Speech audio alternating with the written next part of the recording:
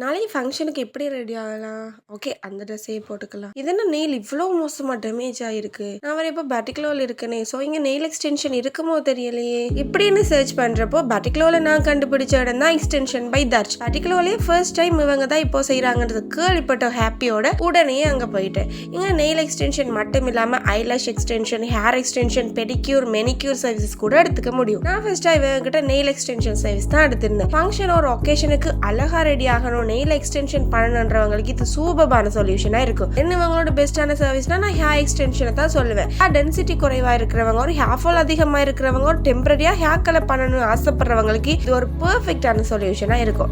நானும் எனக்கு பிடிச்ச மாதிரி ஹேர் கலர் எக்ஸ்டென்ஷன் தான் பண்ணியிருந்தேன். எனக்கு அது ரொம்பவே பிடிச்சிருந்துச்சு.